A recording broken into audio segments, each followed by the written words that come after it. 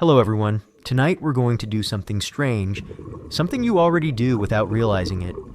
Right now, as you blink and breathe and maybe shift your pillow a little to the left, you're not in the present, not quite, you're lagging behind. It's a strange thought that every moment you believe you're living now is actually a little ghost of what just happened. Your brain takes time to process light, sound, and touch. You're basically buffering reality. You can either rethink everything or fall asleep without even noticing. So before you get comfortable, take a moment to like the video and subscribe, but only if you really like what I'm doing here. Tell me where you're listening from and what time it is there. Now, turn down the lights, maybe crank up the AC for some soft noise, and let's get started tonight. Section 1. Imagine you're standing in your kitchen, you drop a spoon, you hear it clang, you see it bounce. All seems instantaneous, but it isn't. Your eyes send visual data to your brain at about 270 kilometers per hour. That sounds fast, but your brain isn't just receiving, it's decoding, matching patterns, stitching a story together. Light hits your retina, sound vibrates your eardrum, your nervous system throws it all into a pot and says, okay, this is what just happened, past tense. You live about 80 milliseconds behind actual events. Doesn't sound like much until you realize that even your reaction to this delay is also delayed. That spoon hit the floor, and you're chasing it in the past. This effect is known as neural latency, and scientists still argue about how the brain manages to create such a seamless movie out of lagging frames. One theory suggests your brain is less a real-time camera and more a very ambitious editor, constantly backdating your conscious experience to make you feel like you're caught up. In fact, your perception of now is so weird that it inspired something called the Libet experiment, where a neuroscientist tried to measure when your brain makes decisions versus when you think you do. Turns out, your brain acts before you consciously decide anything, like it's running a secret pre-party and you're just the last one to show up. Let's bring it back to you. Lying there right now, you're probably thinking, but I feel present, I feel here. That's the trick. That sensation of here and now is already a memory. Your brain does such a good job blending input into a smooth video feed that you don't even notice the rendering lag. Here's a fun metaphor. You're a news anchor reading the teleprompter, and the script you're reading is always just a couple lines behind what's actually happening outside the studio. And by the way, the studio's on fire, but don't worry about that. Just stay calm and keep reading. Now let's zoom out, literally. Astronauts experience this in a way that's way more dramatic. When they look down at Earth, they see events happening slightly in the past, not metaphorically, but because light takes time to travel. The further away you get, the deeper into the past you see. When you look at the moon, you're seeing it as it was about 1 second ago. The sun, that's 8 minutes ago. Look at Alpha Centauri, and you're peering into light that left its source 4 years ago. Astronomy is time travel in slow motion. One time, during a live feed from the International Space Station, a kid asked an astronaut, "Can you see my house from up there?" And the astronaut laughed and said, "Only as it was 10 milliseconds ago." Then the feed cut out and the kid cried, which isn't super relevant, but emotionally captures the unsettling nature of watching time echo. This gets even stranger when we talk about relativity. But don't worry, we're not diving in just yet. I want you to sit in this moment, this not quite present, and just absorb the fact that you are always a little too late. Like a late night diner just after it closes, like that one clever comeback you thought of 10 minutes after the argument ended. And because we're operating with lag, everything you know about your own behavior is built on a delay. Your reactions, your thoughts, even your sense of free will, they all arrive fashionably late. You're like a self-driving car with a buffering issue, swerving ever so slightly behind the curve of reality. If you want a really trippy fact, the delay in touch perception means that your brain predicts when you should feel things. For example, if you touch your arm with your own hand, your brain knows it's about to happen and dulls the sensation like a spoiler alert for your skin. That's why it's so hard to tickle yourself. Your brain already saw the punchline, but when someone else touches you unexpectedly, that signal travels, gets decoded, and you experience it as a surprise because you didn't predict it. This is how magicians work. They play with timing, not just perception. So what's the takeaway? You're not living in real time. You're trailing just a step behind, wearing a headset that shows you a slightly outdated rendering of the world, and your brain is trying to pretend it's all happening now. It's lying to you kindly, like a parent editing the scary parts out of a bedtime story, and you go along with it, because it works. Because truth be told, if you did see everything in real time, you'd be overwhelmed. Too many frames, too much input. The delay is a gift, a gentle blur to help you function. So as you begin to drift off, remember, your dreams aren't real time either. They're slow echoes, stitched memories, fragments of perception wrapped in illusion, just like your waking life. You've already traveled in time tonight. You just didn't know it. Section 2. You're still lying there, somewhere between awareness and drowsiness. Your fingers might twitch, your breath might deepen, but your mind, it's sprinting. Let's talk about what happens when your body speeds up, like really speeds up and time decides to hit the brakes. If you've ever felt like time was moving slower during a near accident, or faster when you're having fun, that's not just your imagination. That's your brain's perception of time distorting under pressure. But there's another layer, actual time changing based on your movement. Welcome to time dilation, Einstein's party trick that ruined physics for everyone who liked simple clocks. Here's the deal: the faster you move through space, the slower you move through time, at least from someone else's perspective. That's not poetry. That's relativity. In 1971, scientists flew super accurate atomic clocks on airplanes around the Earth. When they compared those clocks to identical ones left on the ground, they found the airborne ones had ticked slightly slower. The clocks were in the same universe, but not quite in the same timeline. This wasn't a glitch. It was the Haffel-Keating experiment, and it confirmed a very weird truth. Time isn't universal.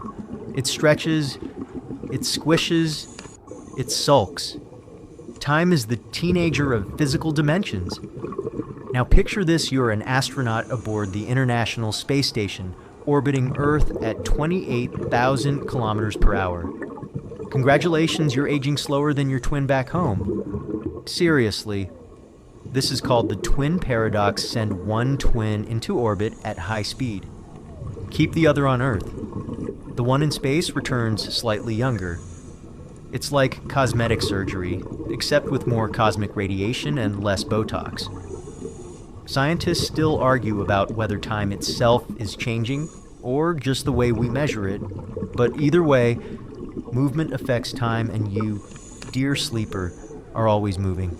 Even lying there, the Earth is rotating, the planet's orbiting the sun, the sun's orbiting the galaxy's hurtling through space. You're basically on a ride you didn't sign up for. And you know what's even wilder? GPS wouldn't work without accounting for time dilation. Your phone can only tell you where you are because the satellites it connects to adjust their internal clocks for both gravity and motion.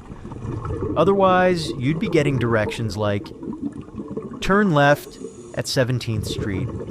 Last Tuesday, the satellites are higher up in weaker gravity, and they're moving fast, so their time runs differently. And Your phone corrects for this constantly, invisibly. You're using Einstein's weird rules to find the nearest Starbucks. Let's pause to appreciate how weird that is. Here's a joke to break the tension. Why didn't the tachyon get invited to the party? Because it already left. Sorry. That joke travels faster than light. Now let's dive deeper. Imagine you're on a spaceship flying at 99.9% the speed of light. From your perspective, time feels normal, but for the people you left behind on Earth, you're on slow-mo. You could leave as a teenager and come back to find your high school is now a historical landmark. Everyone you knew gone, your favorite band retro nostalgia, your dog probably president of the moon colonies. Your watch says it's been 5 years, Earth says it's been 50. So which one is right? Both. That's the terrifying part. Time isn't some single metronome clicking steadily for everyone. It's a personal experience, deeply dependent on where you are and how fast you're going. Let's get weird again. According to general relativity, gravity also warps time. The stronger the gravity, the slower time moves. So if you live on the ground floor of a tall building, you age slightly slower than someone on the top floor. That's right, your upstairs neighbor is aging faster than you. Maybe that's why they're so grumpy. We're talking nanoseconds per year, but still, it's real, measurable. Tiny slices of time splitting reality like a razor between sheets of paper. Time doesn't flow, it pools, it puddles, it drips. And depending on where you are and how fast you move, you might be stuck in the slow lane or flung into the fast one. There's a moment in the movie Interstellar where the characters visit a planet close to a black hole, and 1 hour there equals 7 years back on Earth. It sounds like sci-fi, but it's based on this exact principle.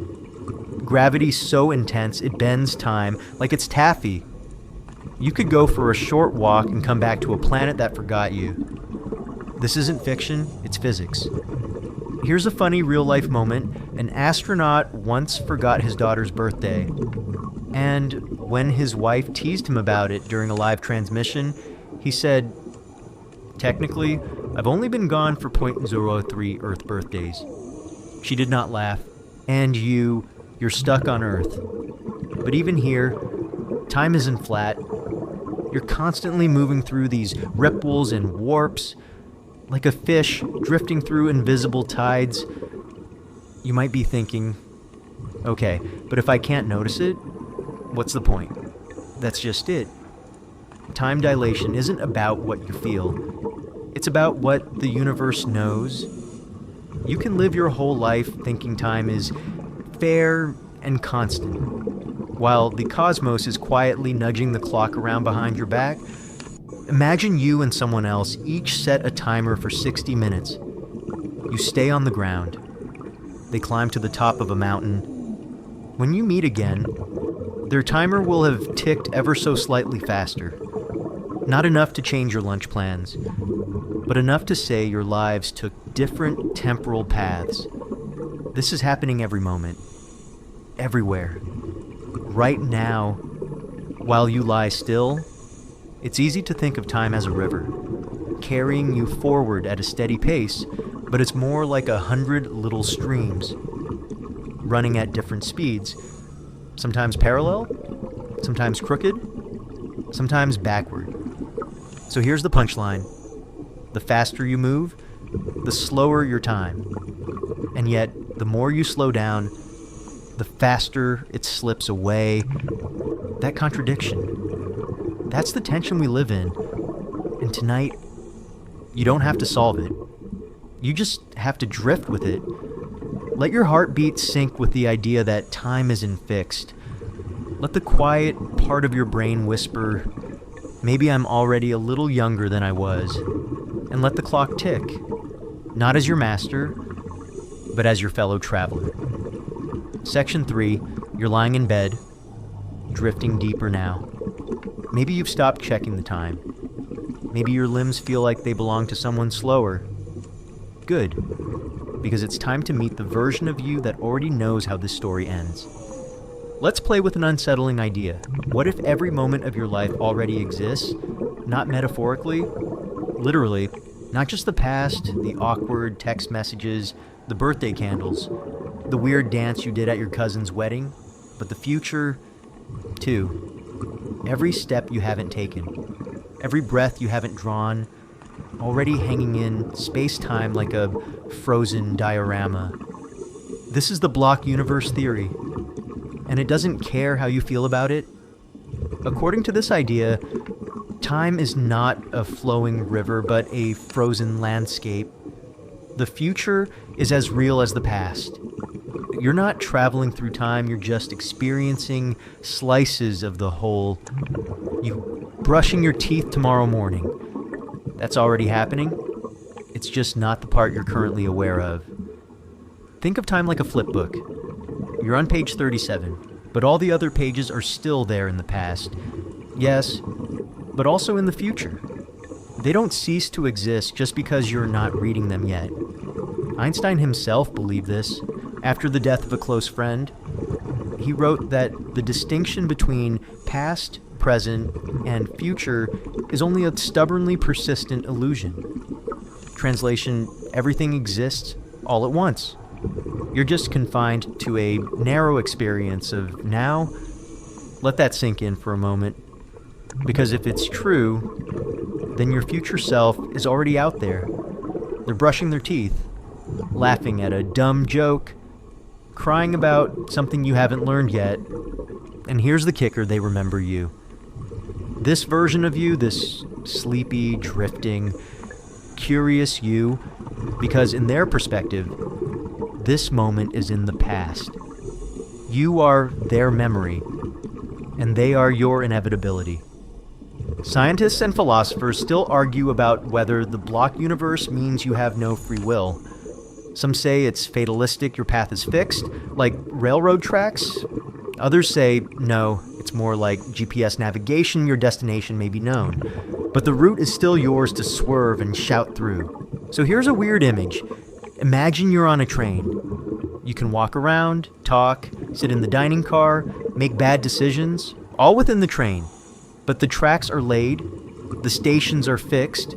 You can do whatever you want inside your carriage, but you're still headed somewhere predetermined. That's the unsettling truth of the block universe. Let's make it weirder. In physics, space-time isn't made of moments. It's made of events. Each event, like you reading this sentence, is a fixed point in a four-dimensional loaf of existence. Yes, a loaf.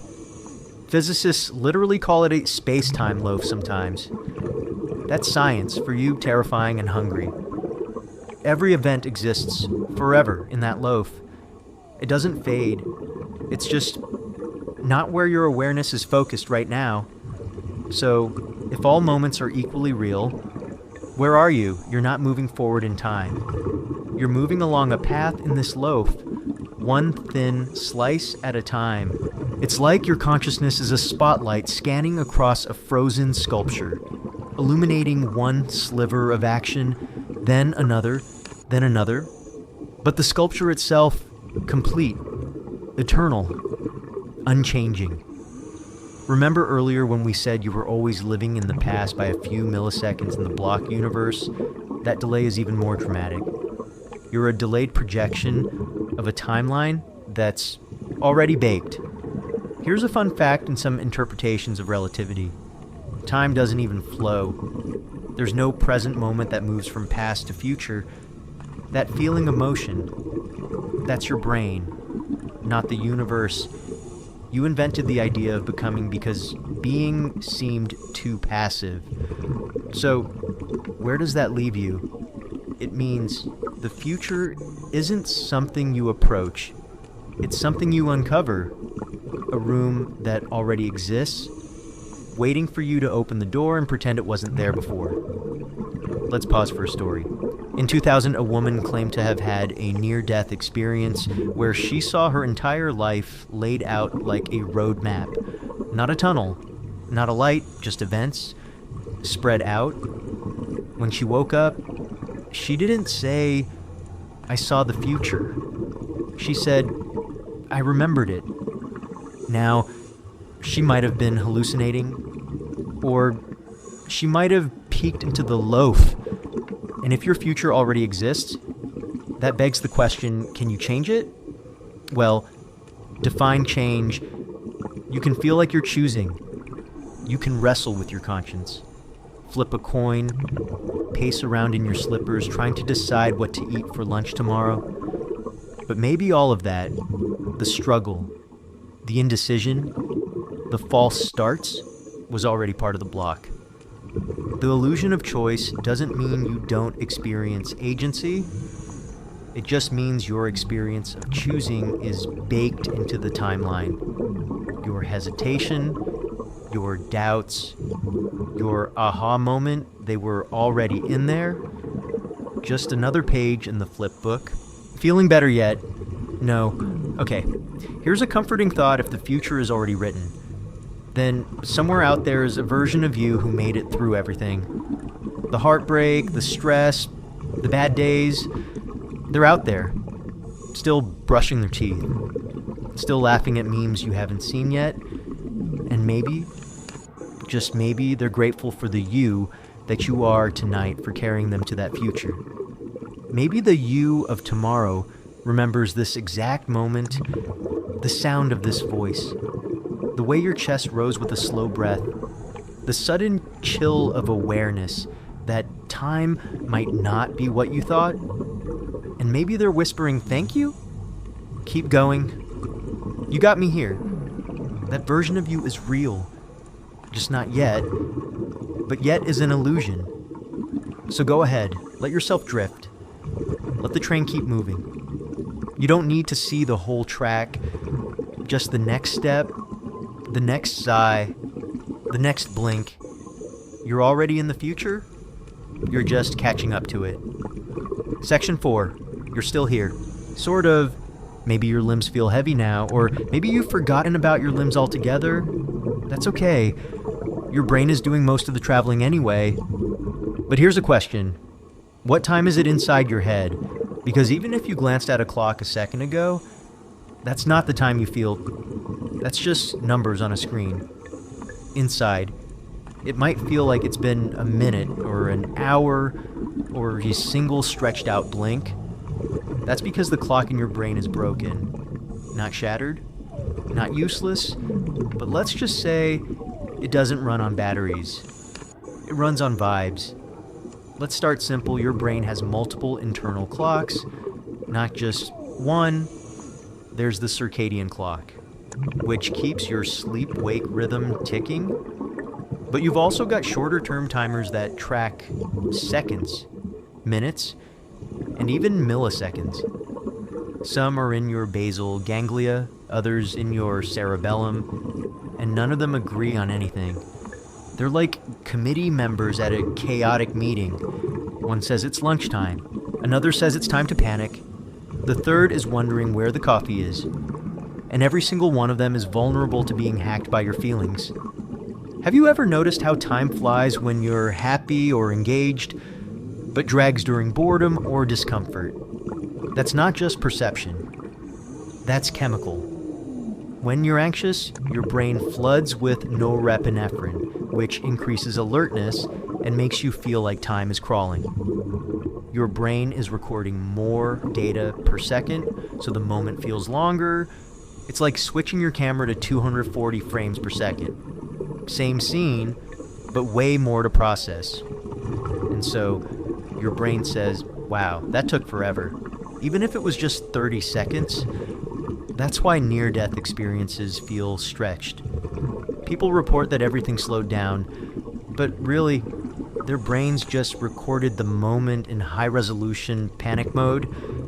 Conversely, when you're relaxed or half asleep, your brain switches to low resolution. It skips frames. The moment blurs. Time feels like a soft wave instead of a tick, tick, tick. So here's the unsettling truth. Time is a hallucination your brain agrees to, but only when it's not freaking out. Psychologists still argue about whether time perception is continuous or chunked. Some believe your brain organizes time into little packets, temporal binding windows, which are basically mental Tupperware containers for sensory input. If a sound and a visual event happen within 100 milliseconds of each other, your brain goes, same time. It stitches them into one moment, but stretch it just a little too far, and suddenly they feel separate.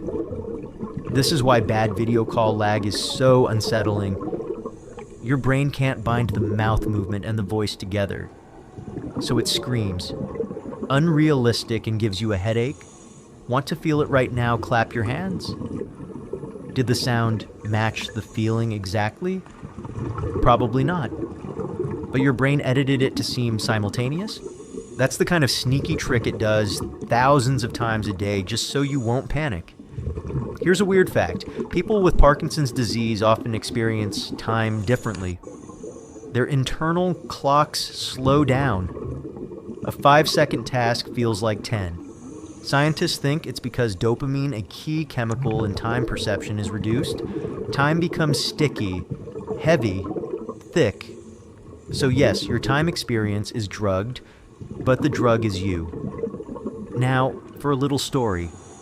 In 2007, researchers put volunteers in a dark room and had them stare at a dot on the wall while a tone beeped every few seconds. After a while, many of them reported the dot moving. It wasn't... Their brains had just gotten bored and started editing time into motion. This is called chronostasis, and it's the reason the second hand on a clock sometimes seems to pause the first time you look at it. Your brain freezes the image to catch up, then restarts the timeline as if nothing happened. It's like when a movie buffers and you pretend it didn't ruin everything. Let's bring it closer to home. Think about how long your childhood felt. Summer break used to last forever. A single school year was an epoch. But now, whole months vanish without ceremony. Weeks blink past like skipped commercials. That's not just nostalgia, that's temporal compression. As you age, your brain encodes fewer novel memories. Routine compresses time. New experiences stretch it out. That's why the first time you visit a new city feels long and rich, but the 10th time feels like a blur. You're not recording more data, so time collapses. Want to make life feel longer? Do weird stuff. Change your routine. Learn to juggle. Go to a goat yoga class? Your brain doesn't track time with clocks. It tracks it with change. Here's another unsettling detail. Your heartbeat affects time perception.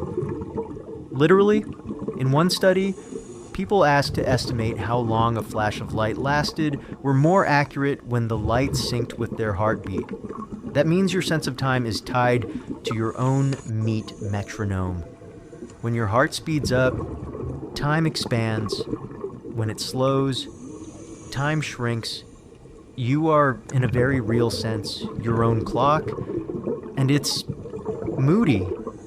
So tonight, as your heart rate drops and your thoughts stretch into soft loops, your brain is warping the experience of this very moment. It might feel eternal, or it might vanish like a sigh. And both are true, because the brain doesn't care about the actual passage of time. It cares about meaning. It pays attention to intensity, not minutes. That's why the most painful moments often feel the longest, and the most peaceful ones feel like dreams you can't quite hold on to. So lie back, let the seconds lose their edges. There's no rush, there's no clock, just this, just now, and now again, and now a little softer. Section 5, you've been here for a while now, or maybe just a moment, depends on who or what you ask. Because it's time we face the strange truth you've never actually experienced now. You'd think that would be the one thing you could count on. The present, the real time, the here and now. The thing that all your plans, alarms, and slightly overdue emails are based on. But the present is a lie, a beautifully edited, smoothly hallucinated lie. What you're experiencing as now is actually what psychologists call the specious present. It's not a point in time, it's a range, a small, rolling window of perception, maybe 2 or 3 seconds long, stitched together by your brain and presented to you as one continuous, fluid moment. It's not the present so much as a highlight reel of what just happened. You are not living in the present. You are experiencing a curated echo of it. That echo isn't random. Your brain is constantly trying to create something called temporal continuity, the illusion that you're smoothly moving through a linear world. But to do that, it cheats, it backdates information, it waits to receive multiple inputs before deciding what now was. Think of it like a news anchor who waits for all the facts to come in, then pretends they were live the whole time. If your brain tried to perceive each piece of information, the instant it arrived, light, sound, pressure, heat, you'd be overwhelmed. You'd be experiencing the world as a fractured strobe of unrelated sensations, chaos, unusable, like a phone with notifications turned up to nuclear. Instead, your brain holds onto input for just a little bit longer, kind of like a DJ queuing up the next beat and blends it all into a smooth track. That track is your now, but there's a problem: it's always late. By the time you feel the present, it's already past. You're essentially watching a live broadcast with a built-in delay, the world's most sophisticated live stream, but the comments are always slightly behind. This phenomenon helps explain something deeply weird: motion perception. When you watch a ball flying through the air, your brain is actually a little behind, but it predicts the trajectory, fills in the gaps, and tells you this is what's happening right now. Except it isn't. It's what just happened, dressed up as real time. Scientists still argue about where the specious present actually lives in the brain. Some point to the posterior parietal cortex, which helps integrate sensory data across time. Others blame the prefrontal cortex, which acts like a judge in a courtroom full of impatient witnesses. Either way, the result is the same: you don't live in the moment. You live in a blur. There's a classic demonstration of this in the form of an illusion called the flash lag effect. Here's how it works. Imagine a dot moving across a screen. A second dot flashes right next to it. Even though the flash and the moving dot appear at the same time, your brain sees the moving one as slightly ahead. Why? Because your brain predicted the moving dot's future, but it didn't predict the flash. It had no momentum. So it felt late. Even though it wasn't, your brain rewrote history to make the moving object make sense. That's how much it cares about continuity. It would rather lie to you than let you see something disjointed. And the weirdest part, you're fine with that. You accept the illusion of now without question because it's good enough, because it feels like real time. And because if your brain told you the truth that you're a step behind, you might hesitate, trip, fall, forget your coffee on the roof of your car. Here's a story to take with you. There was a study where people were asked to hit a button exactly when a rotating hand on a clock reached the top. Then they were asked when they thought they hit it. Every single person consistently believed they pressed the button earlier than they actually did. It's called the intentional binding effect, and it suggests that your brain compresses the time between action and result so it feels like you're in control, even when you're late to your own party. Now imagine that same illusion spread out over your entire life. Every action you take, every moment you experience, slightly delayed but presented as real time, all to give you the illusion of agency, of rhythm, of flow. You're not just experiencing time, you're being curated by it. Let's get existential for a second. If there's no single now, then who are you? Right now, are you just the most recent draft of yourself? A slideshow of lagged perceptions, a memory with a heartbeat. Because the moment you try to observe the now, it becomes the then. Try to hold it, and it slips. Like trying to catch the end of your own sneeze. You know it happened, but you can't prove it in the moment. So why does this matter? Because the idea of living in the moment has been romanticized, mindfulness, carpe diem, all that. But neurologically, you can't. You're biologically incapable of actually being in the present. You're always slightly behind the beat. But that doesn't mean you're failing. It just means you're beautifully human. Your brain, in all its evolutionary messiness, has built a version of now that's good enough to survive. Good enough to react, to laugh, to dodge frisbees, and to remember what it felt like to be 5 years old on a swing set. So tonight, as your perception slows and the gaps between thoughts stretch like warm taffy, don't chase the moment. Don't try to catch up. Instead, let the blur comfort you. Let it tell you that reality isn't a sharp line, but a gentle smear. Let it whisper that it's okay to live slightly in the past, because that's where all the good stuff ends up anyway. Section 6, you're drifting now. Not through space, not through time exactly, but through something softer. Memory. Maybe echoes. And here's where things get even trickier. Because if time is strange, memory is unhinged. Let's be honest, memory feels like the closest thing we have to time travel. You close your eyes and boom, you're back in your old bedroom. You can smell the carpet. You remember the color of the bed sheets. Maybe you hear a song you forgot you knew all the lyrics to. But here's the twist. Memories are time machines with bad GPS. You're not visiting the past. You're visiting a recreation. A copy of a moment forged inside your own head, scribbled over, smudged, and repainted every time you return to it.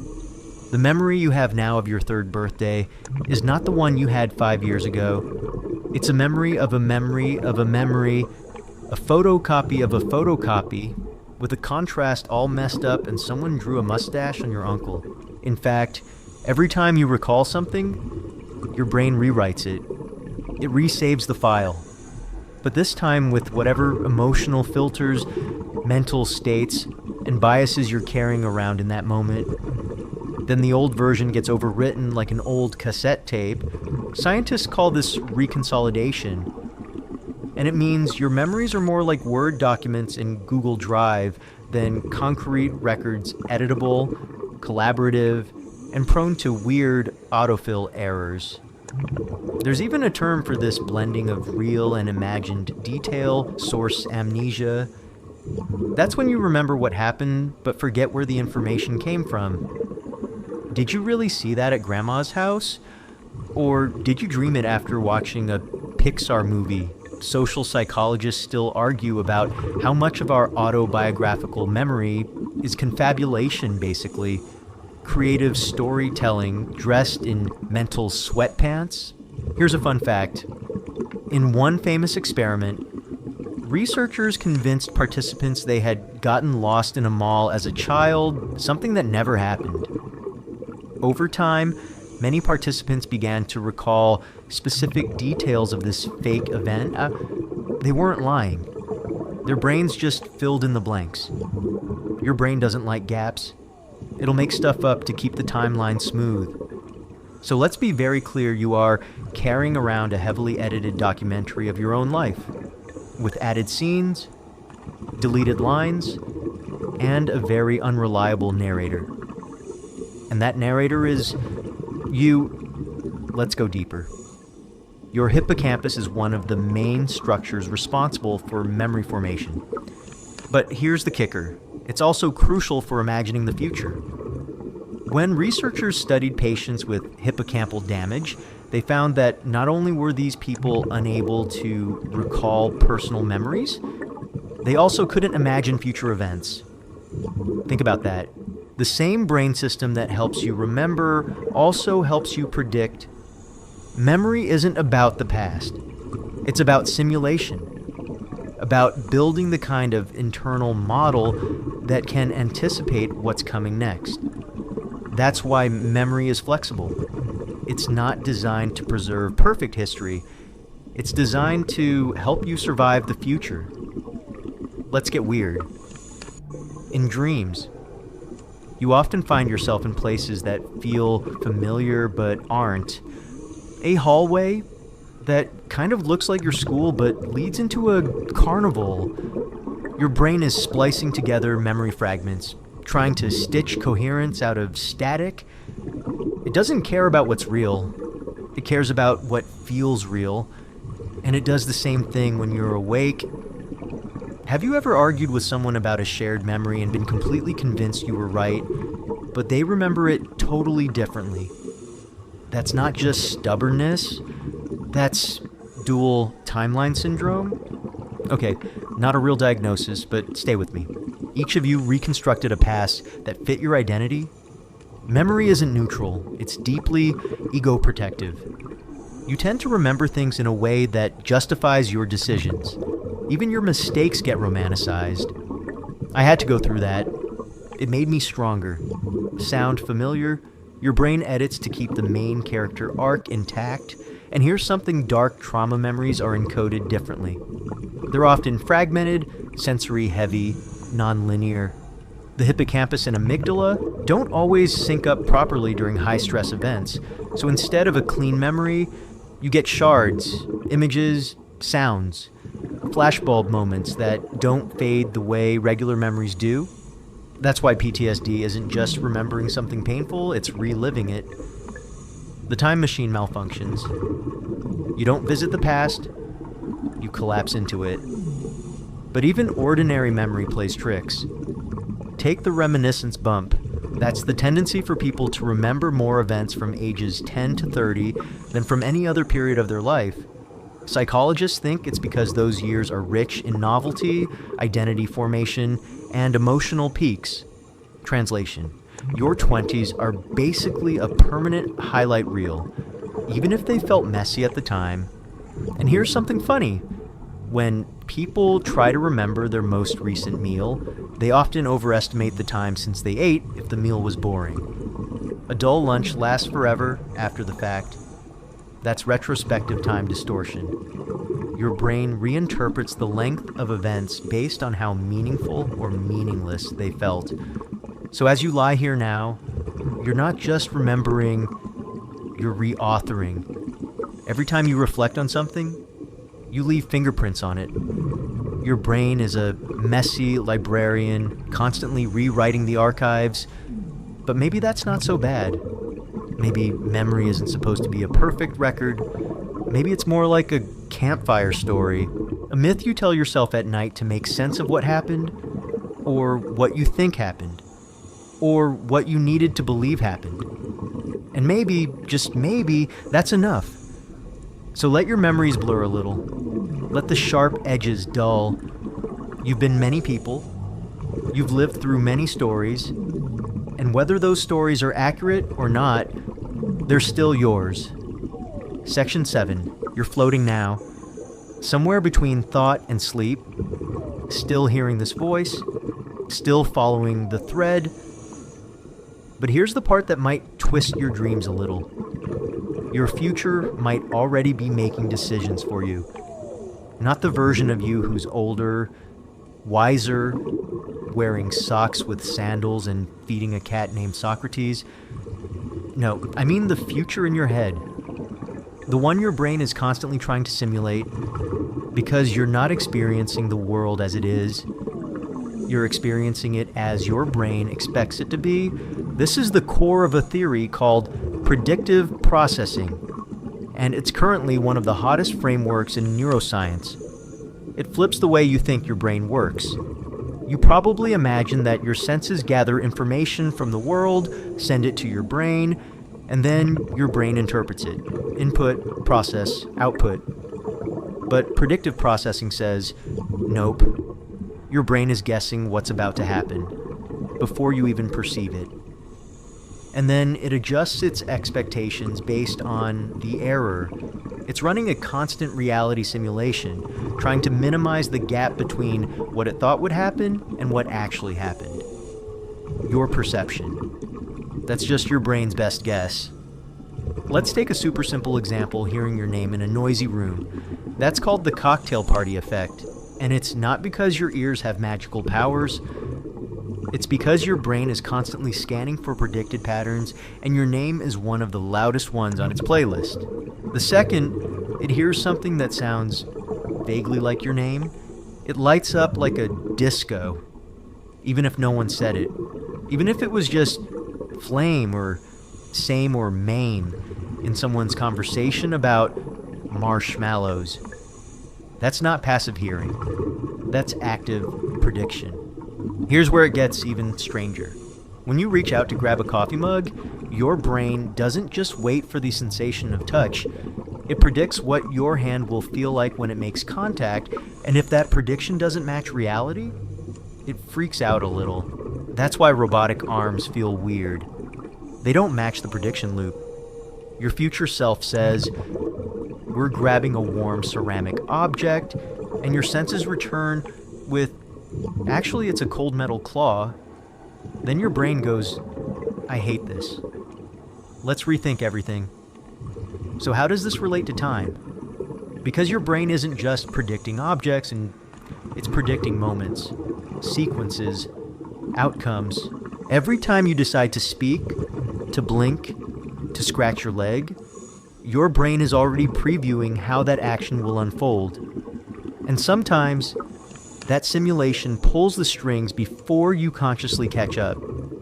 In fact, research shows that your brain can initiate actions milliseconds or even seconds before you're consciously aware of making a decision.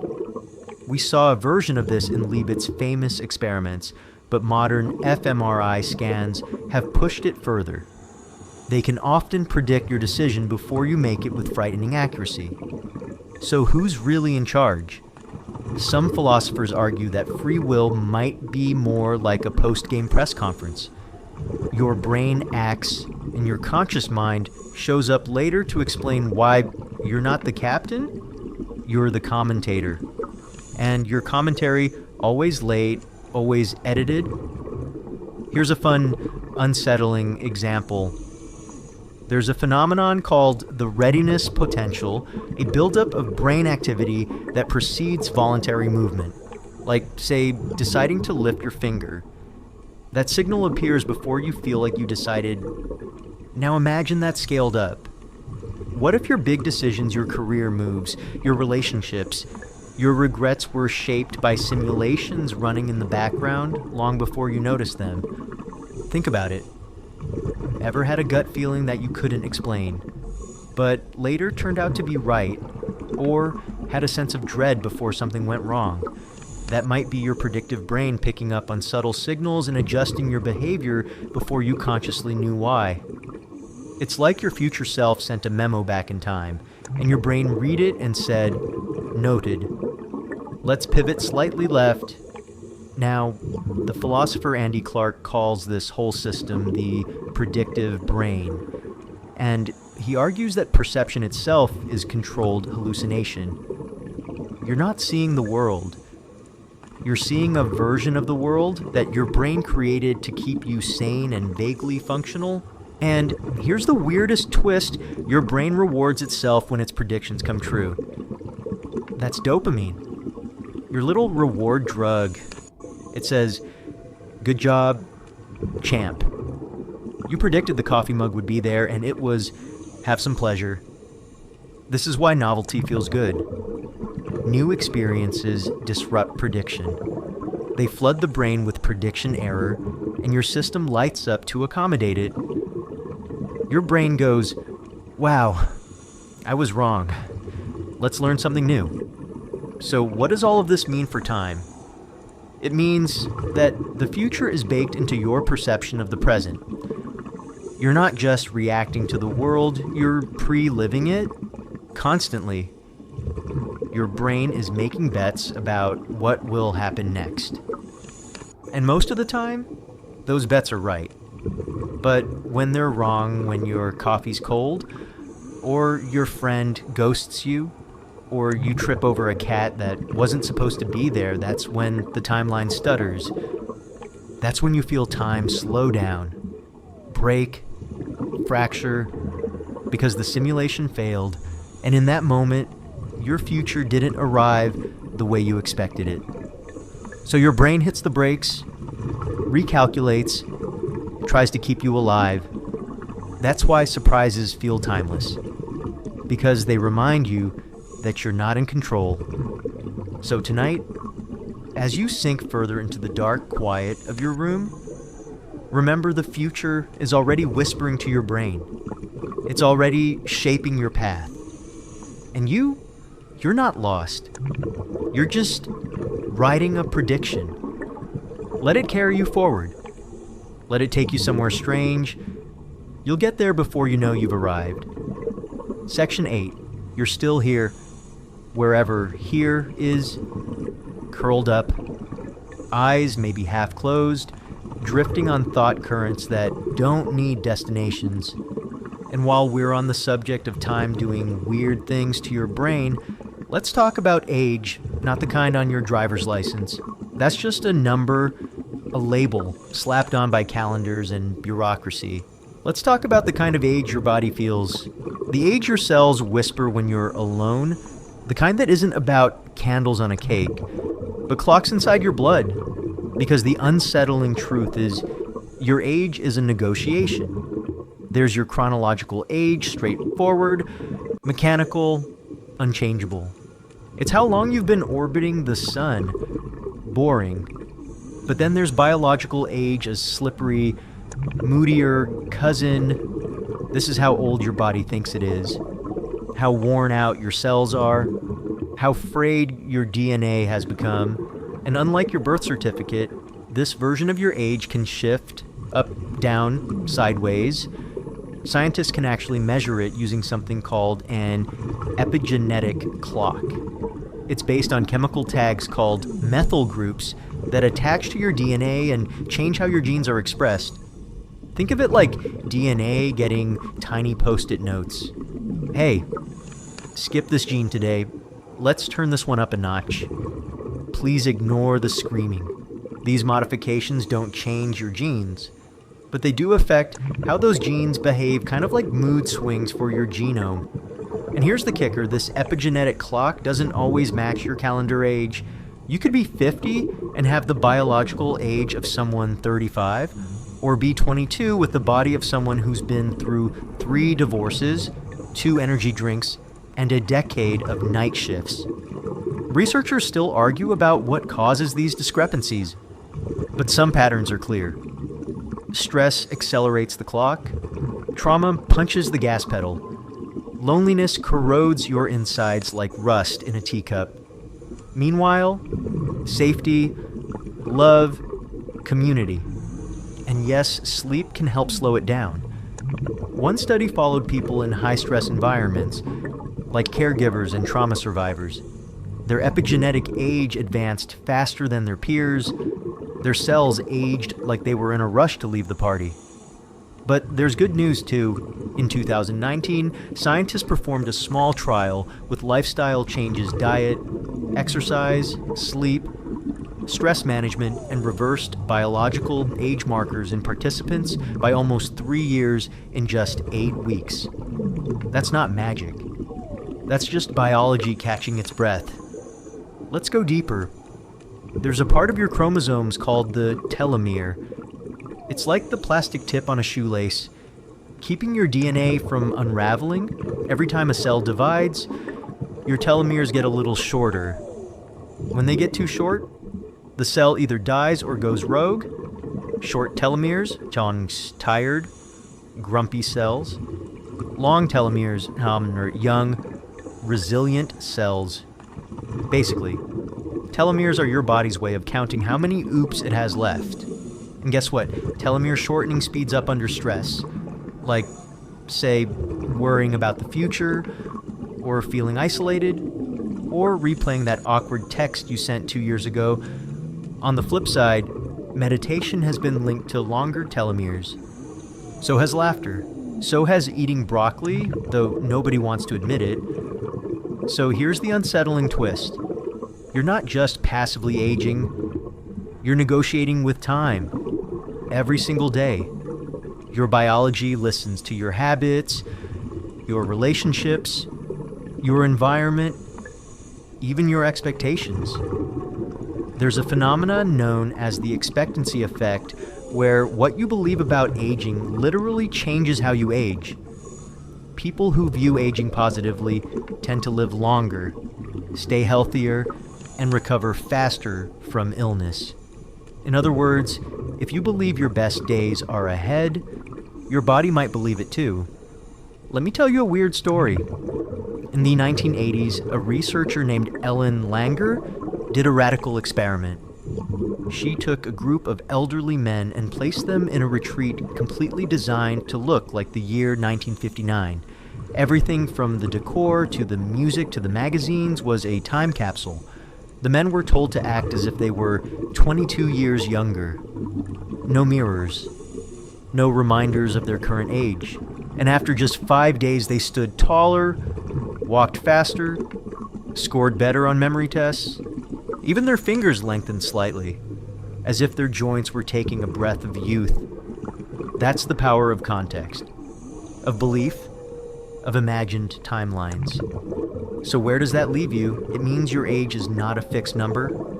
It's a dialogue, a subtle, cellular conversation between what's happened and what you expect will happen next. You could wake up tomorrow biologically younger than you were yesterday if you treat your body like something you still live into, not just something you're trying to outrun. Your future health isn't written in stone, it's scribbled in pencil. So tonight, as you sink deeper into stillness, know this: you are not aging, you are unfolding. You are a process, not a product. And you don't just carry time. Time also carries you. Let it be gentle. Let it be slow. Let your cells breathe softer tonight. After all, they're listening. Section 9, you're getting sleepy now. Or maybe you're already asleep and your brain is just pretending to finish this last part. Either way, you're still here and so is time. Or at least, the idea of it. So let's really mess with it. Because what if time doesn't just move forward? What if time can loop, and not just in science fiction, but inside your mind, your choices, and the way you feel reality folding in on itself? Let's start simple déjà vu. You felt it? That weird sensation that what's happening now has happened before. You're brushing your teeth, or stepping off a bus, or hearing someone say something totally mundane like, "Do you want mild or medium salsa?" and boom, déjà vu? That shiver of recognition from a moment you swear you already lived, but you didn't. Right neuroscientists still argue about this. Some say it's a glitch in the brain's temporal lobe, where the familiarity and memory centers fire out of sync. Others suggest it's a hiccup in the hippocampus, tagging a brand new experience with the wrong timestamp. But there's a stranger possibility. Some researchers think déjà vu might be your brain predicting the present so accurately that the moment feels like a memory. Like your mind walked a few steps ahead, and when reality caught up, you mistook precision for repetition. It's like your consciousness and your subconscious crossed paths for half a second and said, "Hey, don't I know you from somewhere?" But déjà vu is just the beginning. Let's talk about causal loops, a concept from physics and philosophy that says events can exist in self-contained circular timelines. Think of the bootstrap paradox, where an object or piece of information exists without a clear origin. Example: a scientist receives blueprints for a time machine from their future self. They build the machine, grow old, and send the blueprints back to their younger self. So, who invented it? No one. It just is. A loop. Sound fictional for beer. But the math checks out in general relativity under certain conditions. Closed time-like curves are theoretically possible. That means you could, in theory, trace a path through space-time that returns you to your starting point. time as a circle, not a line. Now, that doesn't mean you'll wake up tomorrow trapped in a Groundhog Day scenario where you relive Tuesday forever and start naming pigeons outside your window. But it does mean we need to loosen our grip on the idea that time always points one way, because sometimes, in subtle ways, it loops. Ever made a decision that felt inevitable, like you had to say yes, even though you didn't know why, or found yourself drawn to someone, some place, some path, as if it was déjà vu stretched across months. Those are the soft loops, the quiet ones, the ones you don't notice until the ending already feels familiar.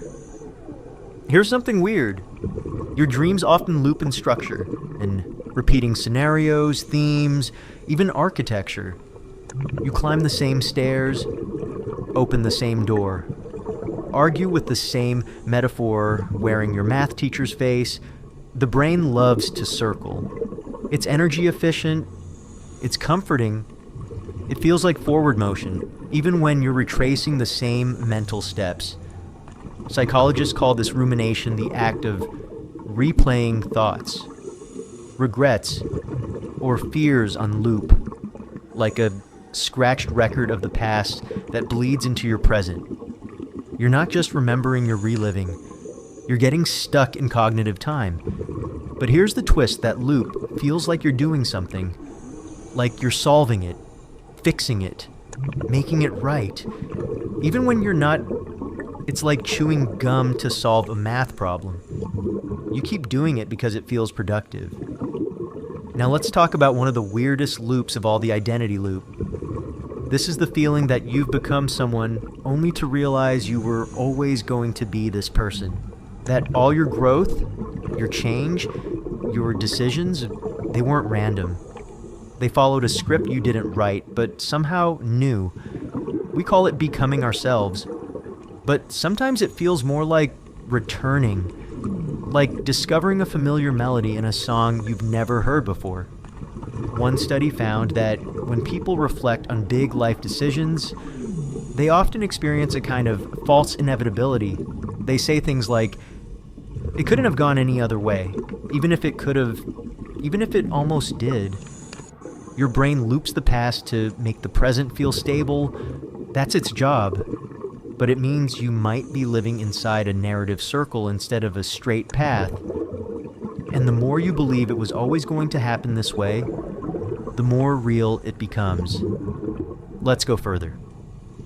There are theories that consciousness itself is recursive, a looping process where the brain models itself, modeling itself. Like a hall of mirrors that gets blurry the deeper you go. You aren't just a self, you're a self watching itself be a self. Over and over. Until you forget where the loop began. This recursive nature might be why you remember your past selves as you, even though they thought differently, dressed weird, and listened to music you now pretend never existed. Your identity loops through time. Like a GIF, new frame, same motion, new haircut, same questions. And maybe that's not a bug.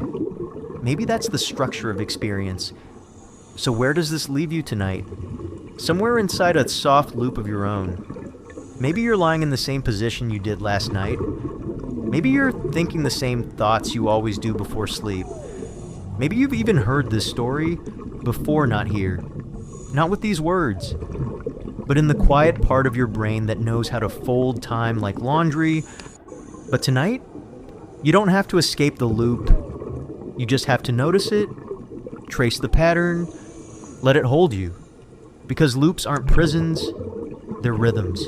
And when you stop resisting the repetition, sometimes you hear the music. And sometimes, that music sounds a lot like peace. Section 10, you're still here, and you're still waiting. But now, we need to talk about the worst time illusion of all, the one you already know in your bones. The one that makes you tap your fingers, stare at the microwave, refresh your email 14 times in a row, like maybe this time it'll load something meaningful. Waiting. Because if time is strange when you're moving, It's absolutely diabolical when you're stuck. Let's be honest, waiting is psychological torture wrapped in the illusion of patience. It's where time stops being a flow and becomes a wall. Not a soft wall either. One of those itchy stucco ones that scrapes your shoulder when you lean against it too hard. You sit in a waiting room for 5 minutes, and it stretches like taffy, dipped in molasses. You scroll through your phone, look at the clock. Nope, still Tuesday. Meanwhile, a 2-hour dinner with friends can vanish in what feels like 10 minutes. Why? What's going on? And it all comes down to how the brain perceives time in the moment versus how it remembers it later. Let's start with the first part. Anticipation distorts time. The more you're waiting for something, the more your brain hypes it up, like it's trying to preload the experience. But instead of a nice, tidy countdown, your brain keeps checking to see if it's time yet. This frequent mental checking actually stretches the subjective experience. In other words, constantly wondering, are we there yet, literally makes there feel farther away. There's even a term for this in psychology perspective time judgment.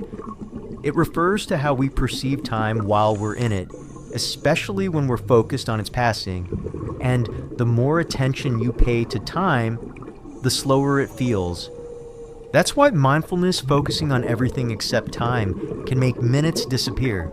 And why boredom does the opposite? Let's do a thought experiment. You're stuck in traffic. You check the clock 5:43, you wait what feels like 15 minutes. You check again, it's 5:44. Congratulations. You've just experienced chronometric betrayal. One study even found that people perceive time as moving slower in high-stress situations. But here's the twist, they don't actually remember it that way later. They just feel it in the moment. It's the brain's way of heightening awareness when something feels important or uncertain, stretching time so it can take in more detail.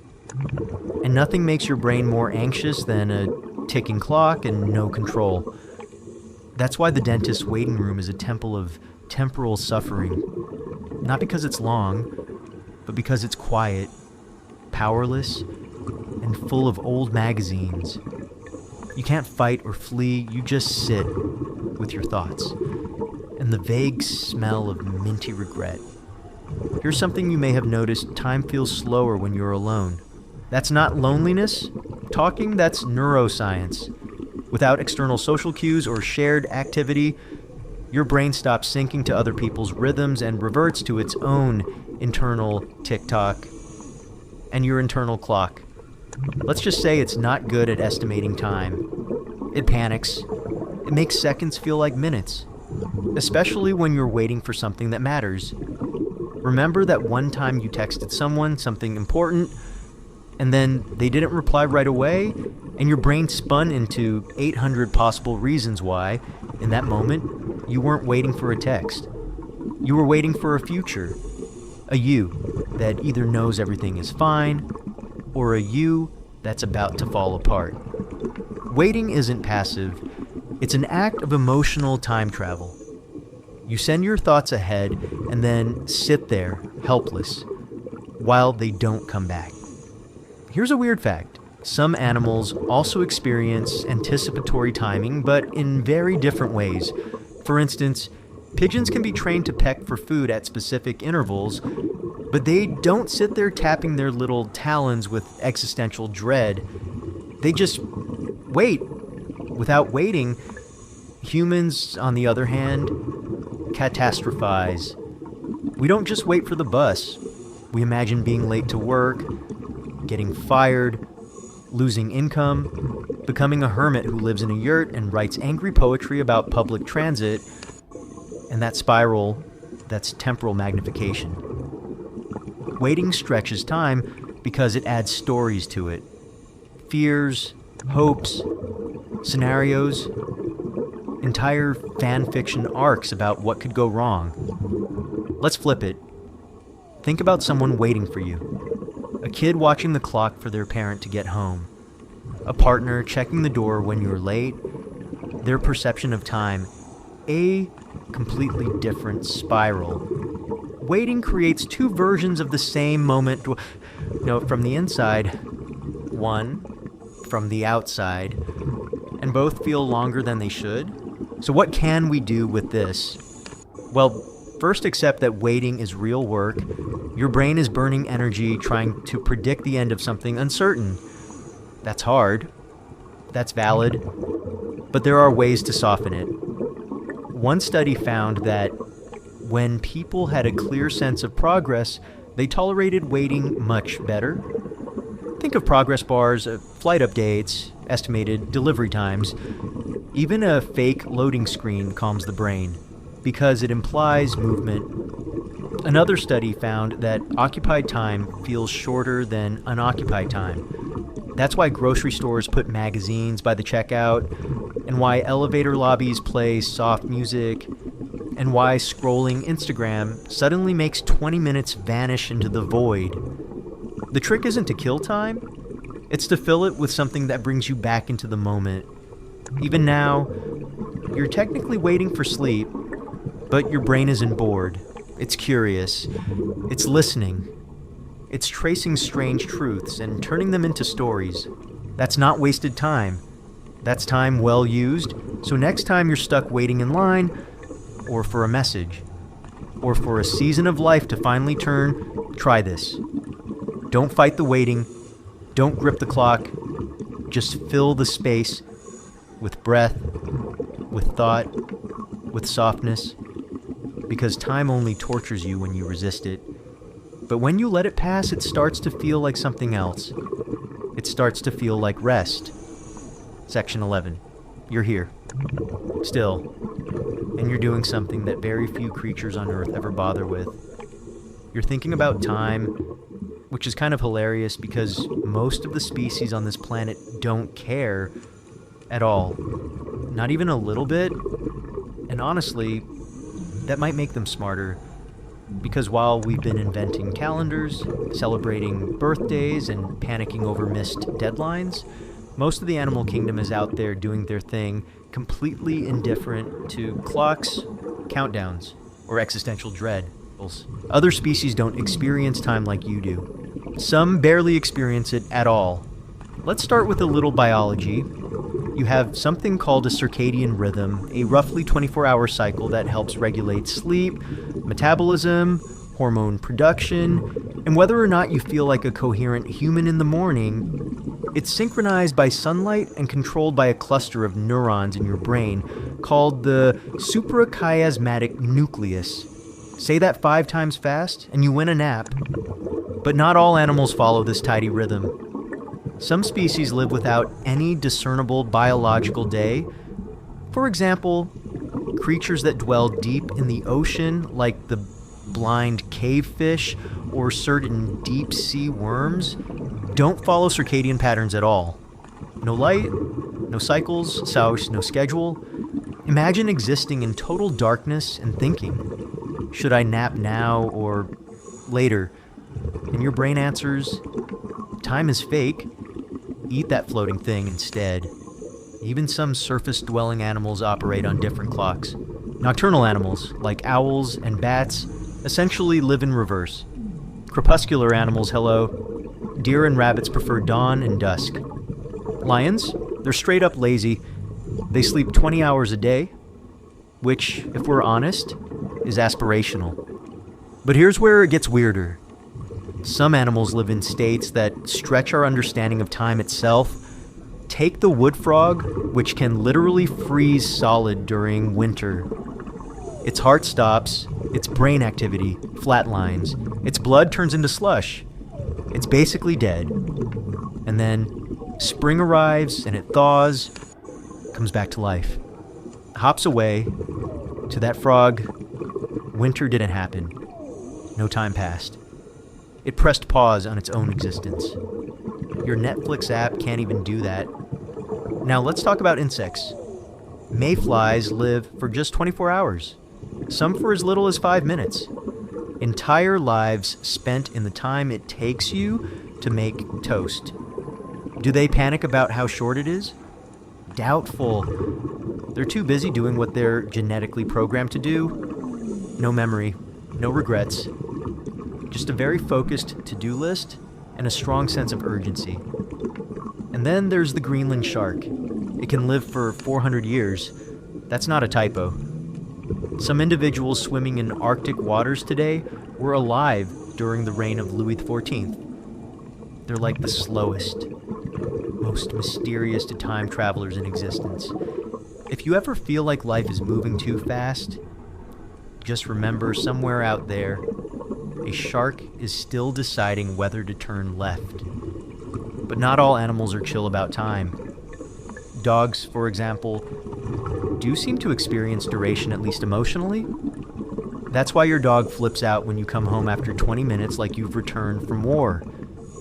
Studies suggest they have a vague sense of long versus short, likely tied to their daily rhythms and expectations.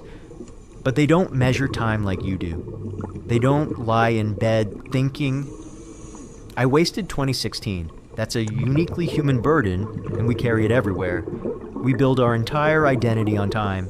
We use it to judge our productivity, our progress, even our worth. But for animals, time is just another environmental condition like weather, cold hibernate, warm, eat berries, night, don't get eaten. That's it. No overthinking, no birthday anxiety, no existential spiral because someone else hit a milestone before you did. Here's a story. In one experiment, pigeons were trained to peck at a button after a specific interval to get a food reward. They didn't need a clock, they just felt when it was time.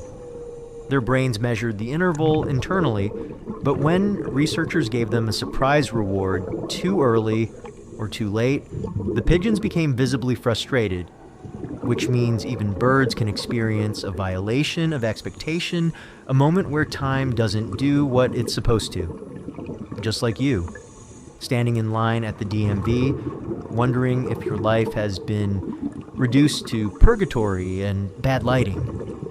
But the real kicker animals don't conceptualize the future the way we do. Sure, some species can anticipate events. Chimps plan tool use. Squirrels hide food for winter, but none of them sit around wondering what kind of person they'll be in 10 years. They don't visualize alternate lives. They don't mourn lost potential. They don't fear death in the abstract. And that's where the line is drawn. Human beings are the only creatures who live in psychological time that is the ability to mentally travel backward and forward through their own life narrative. It's a blessing and a curse. It means you can learn from the past, imagine the future, set goals, build cathedrals, write poems. It also means you can worry yourself sick about things that haven't happened, regret things that already passed, feel behind on a timeline no one else can even see. But what if tonight, just for a moment, you let that go? What if you allowed yourself to exist like a lion or a moth or a hibernating bear? No plan, no panic, just the soft rhythm of breath and the weight of a blanket? Because for all the ways animals ignore time, they're often better at what really matters, resting when they're tired, moving when they're ready, and being fully present in the life they have. So maybe tonight, you can do the same. You don't have to be anywhere else. You don't have to be anyone else. Just here, just this moment, just this breath. No deadlines, no clocks, just the gentle wisdom of every creature who ever lived without one. Section 12. You've made it this far. Still with me? Still drifting in the slow spiral of unraveling ideas. And now, maybe it's time we talk about something a little more personal. Because while we've been exploring how time twists and stretches and folds, there's something else that bends with it. Something even closer than your breath. Because here's the unsettling truth. You are not the same person you were. Not just over the years, not just after that one breakup. I mean, possibly not even since yesterday. Maybe not since this morning. And yet, here you are, still calling yourself you, which is adorable, honestly. Let's break it down. We like to imagine the self as something solid, a kind of psychological rock with a name and a favorite color. But identity, it's more like a process, a constantly shifting narrative you update based on memory, mood, hormones, and whether or not you've had a decent snack.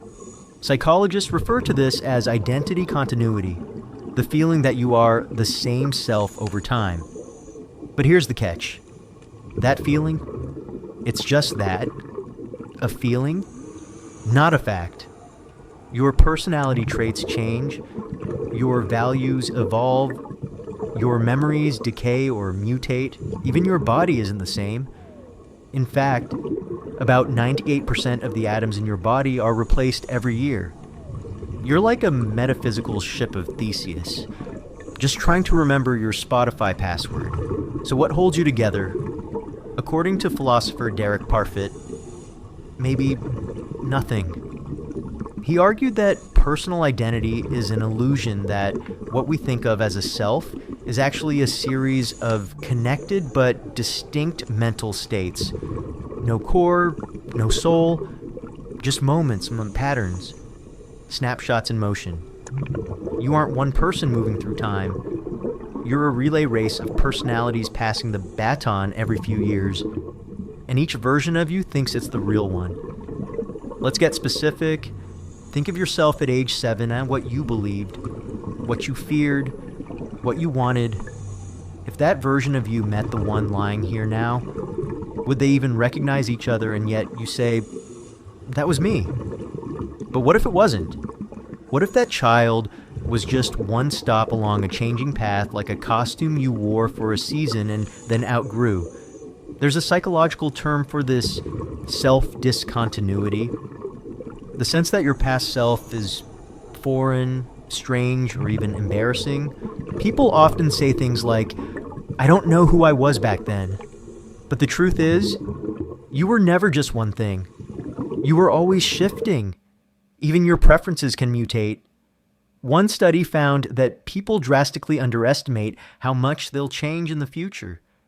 They believe they've settled into who they are, even though 5 or 10 years later, their values, goals, and beliefs have shifted again.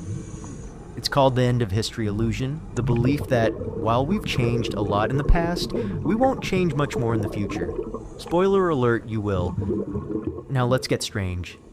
Memory, which we usually count on to prove continuity, is shockingly unreliable. You forget things all the time. And the things you do remember, half of them are reconstructed from scraps. More story than photograph, more poem than document. So if your body is changing, and your personality is changing, and your memories are changing, what exactly are you?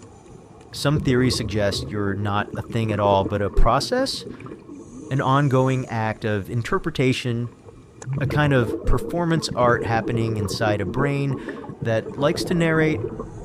One philosopher called the self a center of narrative gravity, a fictional character created by your mind to make sense of your own behavior. That doesn't mean you're fake. It means you're storied, held together not by bone or memory, but by the act of remembering yourself. So what happens when the story changes? Grief, growth, illness, falling in love. All of these can reshape the self in ways that feel permanent. You've said it, that changed me. I'll never be the same. And you were right. There are even studies showing that trauma can fragment identity, creating disconnections between past and present versions of the self. It's not just emotional, it's structural. Your brain literally rewires itself to adapt to new reality, leaving old selves behind like empty rooms. But here's the gentle truth inside the unsettling one. That's okay. You're supposed to change. You're designed to evolve. That's what being alive is. The goal isn't to find yourself once and lock it in. It's to meet yourself again and again, and be kind to every version you've been. Remember the you who was scared to ask for help, the you who thought love had to hurt to be real, the you who listened to weird music and didn't know how to dance in front of people. They were real, they mattered. And now they live in you, not as ghosts, but as roots. You're not one self. You're a whole garden. And tonight, maybe one of those selves, the quiet one, the tired one, the one who doesn't need to pretend, can rise to the surface. Not forever. Just for now. So rest, not as the real you, but as the current version of someone who's always changing, because you don't have to hold your identity still. You just have to let it breathe. Section 13. You're almost at the edge now. The part of the story where things dissolve, where logic loosens its grip, and you finally exhale without needing a reason. So let's say something together, softly, just once. Time might be an illusion, not a trick, not a mistake, but an illusion in the most generous sense, a useful lie, told kindly, so we don't lose our minds in the middle of the universe. Let's back up. You've heard of space. You've heard of time. Einstein said they were the same thing, space-time. A four-dimensional landscape where gravity isn't a force, but a warping of that space by mass. Massive things bend space-time, and we move along the curves. So far, so good. But not everyone's satisfied with that picture. Enter physicist Julian Barber, who argued something even stranger. What if time doesn't exist at all? What if it's just a series of nows? Barber calls these individual moments nows, discrete configurations of the universe, like snapshots, still frames, each one complete, each one existing on its own. In his view, there's no flow between them, no past or future, just a vast collection of nows, scattered like stars in a timeless sky. You don't travel through time, you just exist in one, now after another. You only think there's motion, because the now you're currently in contains memories of previous nows. That's right, memory isn't proof of the past, it's just part of the present arrangement. Imagine flipping through photos on your phone. Each one is still, but some of them contain images of other photos, pictures of you holding pictures.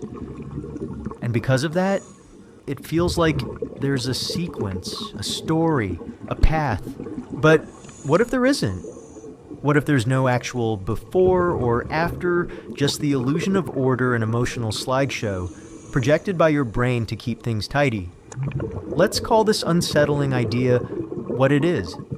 The end of time as a thing, no seconds, no flow, just individual states of being. Each complete, each eternal. Each unaware of the others, kind of like dreams. You don't fall asleep into a timeline of dreams. Each one is your reality while it lasts. And when it ends, so does the world. Barber believes the universe is actually a Platonia, an abstract realm where all possible nows exist. We only ever experience one at a time, but they're all there, waiting, not in sequence, but in silence. And if that sounds absurd, just remember quantum physics already says that particles don't exist in fixed states until observed. That causality may not be as rigid as we hoped.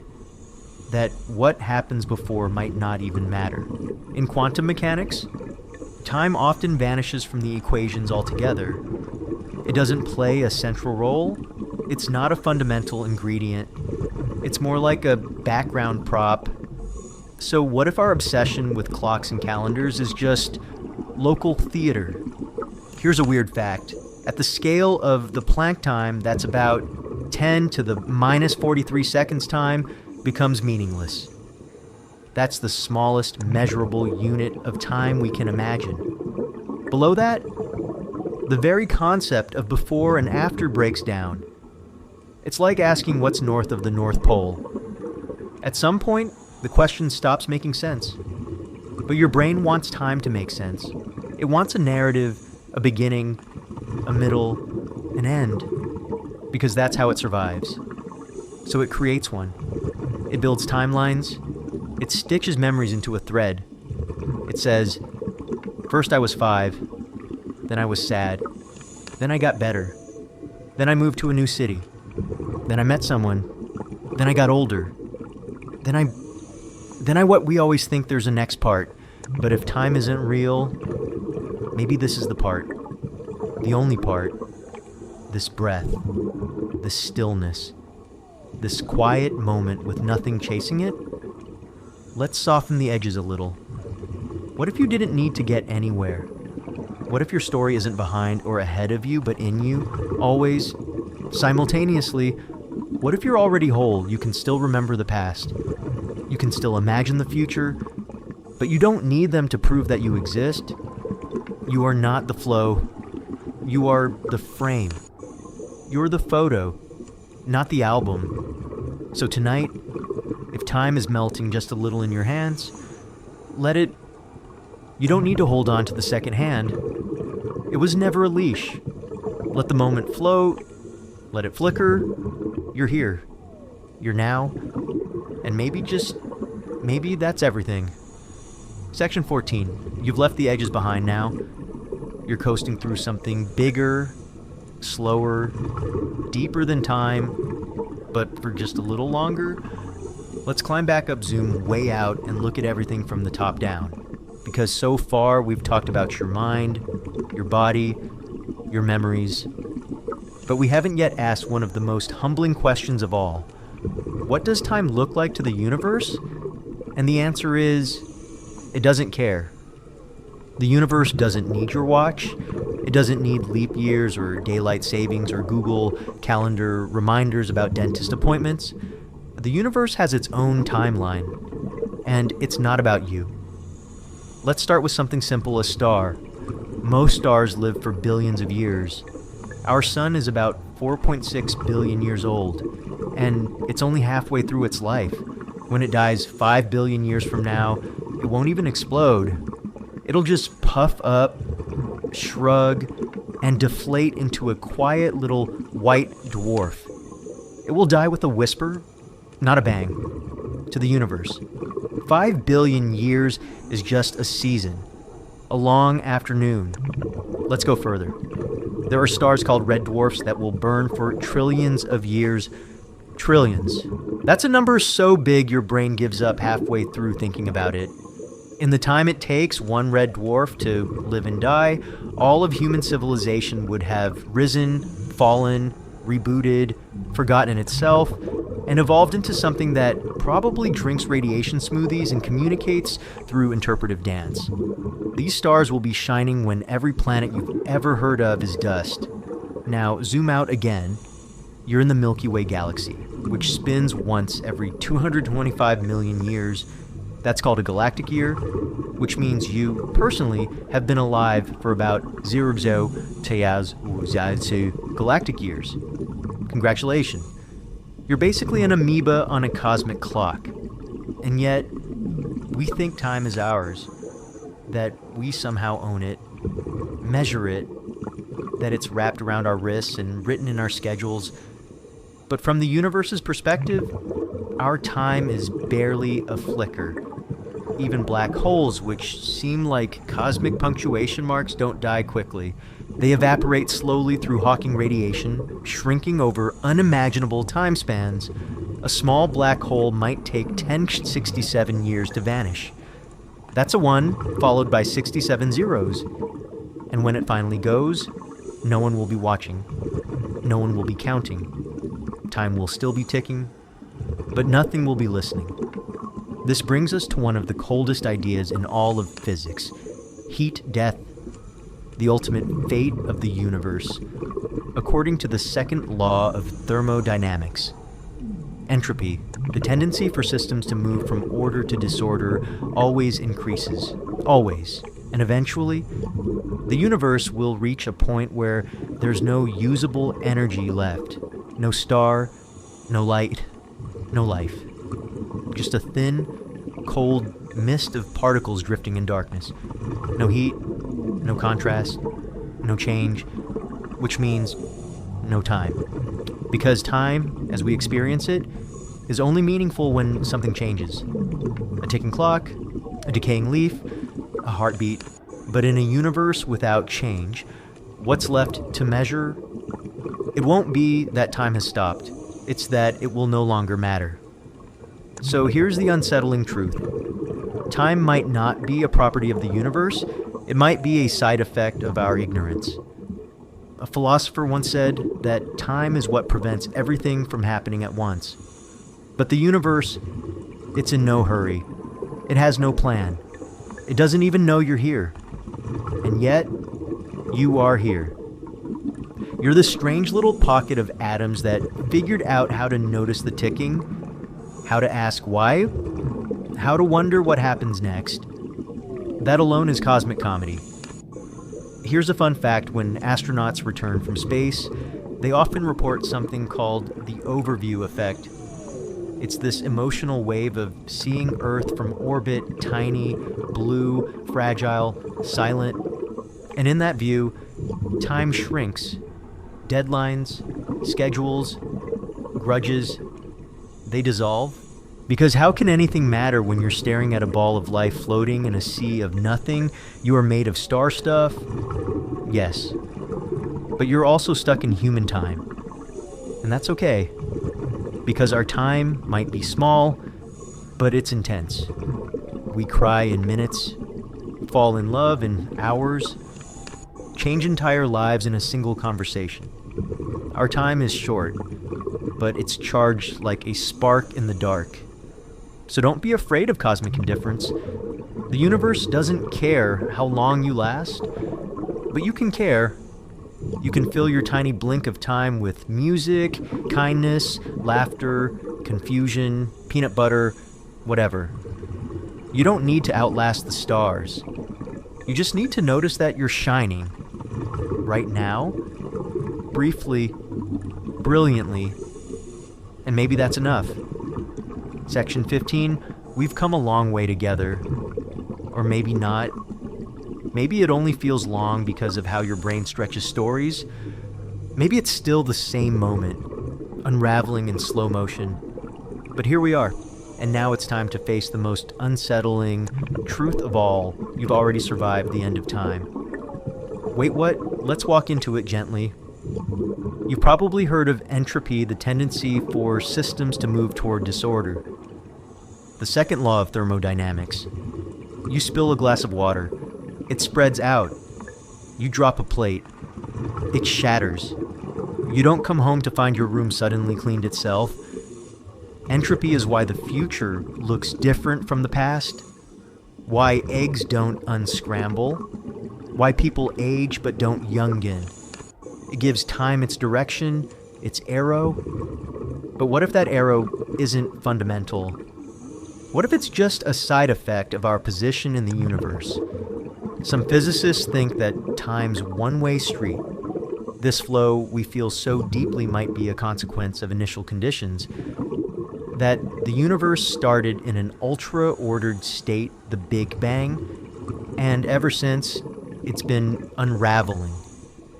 Not because time moves forward, but because entropy increases. If entropy could reverse, if somehow the universe got more organized, we might feel time running backward. We'd remember the future, forget the past. Watch coffee jump back into the cup and broken vases reassemble, which, to be honest, would be deeply inconvenient. But here's the twist according to some interpretations of physics. The laws of the universe are time-symmetric, meaning they don't care if time flows forward or backward. Mathematically, both directions work. It's only because of entropy and the fact that we're stuck in the middle of the movie that we feel like time has a plot. But that plot, it might be fiction. So when we talk about the end of time, what do we mean? Let's fast forward billions of years. The stars are dying. The galaxies are dimming. The universe is expanding so fast that light from distant stars will no longer reach us. Space will be cold, silent, and empty. Eventually, even the black holes will vanish, leaving behind a thin fog of particles stretched across infinity. That's heat death, the point at which no more work can be done, no more change, no more contrast, just equilibrium, no entropy, no direction, nor no time. But that's not the weird part. The weird part is, you've already felt that, not just metaphorically, literally, because sleep, the thing you're drifting toward right now, is a taste of entropy. Your thoughts scatter. Your awareness dissolves. Your body gives up the effort of precision. Muscles slack. Memories blur. Identity pauses. Sleep is a temporary version of the cosmic fade out, and every night, you survive it. Every night, you dissolve into unconsciousness, into non-time, and emerge again, blinking, as if nothing happened. You don't experience the gap. You don't watch the darkness. You just return, which means your body already knows how to die a little and come back, how to let go, how to blur. It does it all the time. You've survived thousands of endings already. Tiny, harmless rehearsals for something your cells can't fully explain.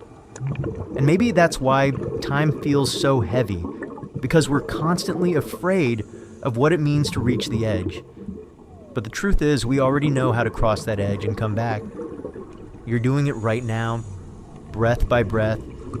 You're slipping out of time. The narrative is loosening. The moments are smearing. You're no longer counting seconds. You're becoming part of something quieter. And this is where we stop needing answers. Because at some point, the brain gives up. The questions untie themselves. The stories drift like feathers. The arrow of time softens into a circle. The noise dissolves into background static. And the urgency fades. Because time is only terrifying when you grip it. But when you let go, it becomes the softest thing. A warm tide carrying you nowhere in particular, just out, just beyond. So tonight, you don't have to fight the flow. You don't have to track the minutes or measure your thoughts. You've already survived the end. And it wasn't a bang. It was this. A breath. A blur. A barely noticed goodbye. Let yourself fall. Let the clock stop. Let the now fade into silence. You're not running out of time. You're just running out of need for it. Sleep well. Stardust. Section end. So, you made it. Or maybe you drifted halfway. Looped back. Fell asleep somewhere around the twin paradox. And woke up just now wondering why the Greenland shark lives longer than your family tree. Doesn't matter. Because the story wasn't about reaching the end. It was about untying the idea that there is one. Over the past 4 hours, or however your brain decided to slice it, we explored time not as a straight line, but as a strange, shifting web of perception, memory, biology, and cosmic indifference. We learned that you're always living slightly in the past. Faster movement slows your time. The future might already exist. Your internal clock is laughably broken. The present is an illusion. Memory is a messy time machine. Your brain is guessing reality before you feel it. Your age is negotiable. Time can loop. Waiting is psychological origami. Animals don't care what time it is. You are a relay of selves, not a single one. Time might not exist. The universe operates on a cosmic timeline that makes ours feel like static. And maybe you've already survived the end of time more than once. In the end, time isn't something to chase or escape. It's something you live through in flickers and waves, something your mind interprets. your body responds to, and your memories quietly rewrite. You don't need to hold on. You're already part of it. You're a moment inside the moment, a spark in the flow. So wherever you are, whatever time it is where you're listening, thank you for sharing this one with me. Turn off your mind now. Let the dark hold you. Let the silence blur everything you thought you had to be.